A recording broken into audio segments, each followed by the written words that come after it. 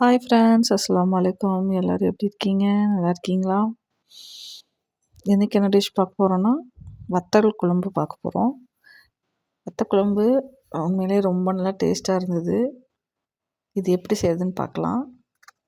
1 spoon ஜீரகம், 1 spoon வெந்தயம், கொஞ்சமாக காஞ்ச மிளகாய், கொஞ்சமாக கருவேப்பிலை எல்லாம் போட்டு, கடுகு உளுத்தம் பருப்பையும் போட்டு நல்லா எண்ணெயில் போட்டு வதக்கி எடுத்துக்கிறோம். சட்டி அடுப்பில் வச்சு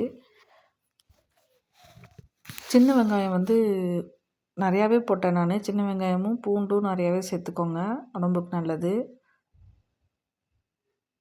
நல்லா எண்ணெயில் பொரிச்சிட்டு அதில் தேவையான அளவு உப்பு, இந்த டிஷ்ஷுக்கு தேவையான அளவு உப்பும் போட்டுக்கிறோம்.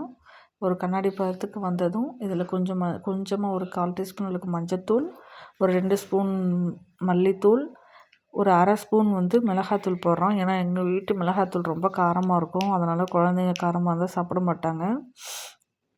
அதனால் நான் ரொம்ப கம்மியாக சேர்த்துக்கிறேன். இதுவே காரமாக தான் நல்லா இருந்துச்சு. அந்த டிஷ்ஷு ரொம்ப அருமையாக இருந்துச்சு. இந்த பச்சை வாசனை போகிற அளவுக்கு இது நல்லா வதக்கிக்கோங்க.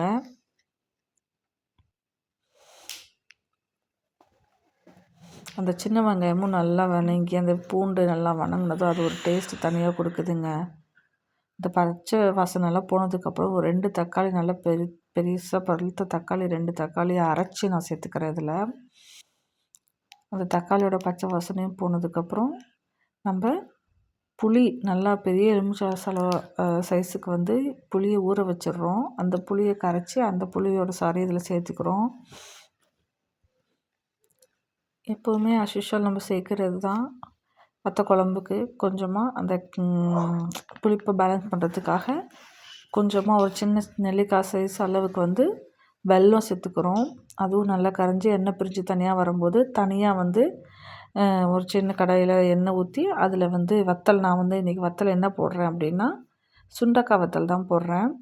நான் ஆல்ரெடி செஞ்சு வச்சுருந்தேன் சுண்டக்காய் வத்தல் வீட்டில் இருந்துச்சு. அந்த சுண்டக்காய் தான் கொஞ்சமாக போட்டு கருவேப்பிலை போட்டு அதிலேயே நல்லா பொரித்து அதையும் அந்த குழம்புலையே சேர்த்துக்கிறேன்.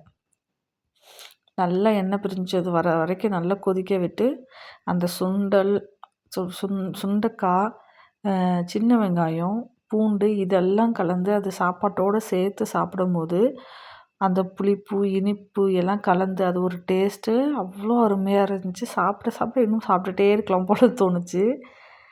நல்லெண்ணெயில் செய்யுங்க, இன்னும் நல்லாயிருக்கும். நானும் நல்லெண்ணெயில் தான் செஞ்சுருந்தேன். சூடான சாதத்தை வச்சு அதில் இந்த நல்லா பாருங்கள் திரண்டு வந்துருச்சு. எண்ணெய் தனியாக பிரிஞ்சு மேலே வந்துருச்சு.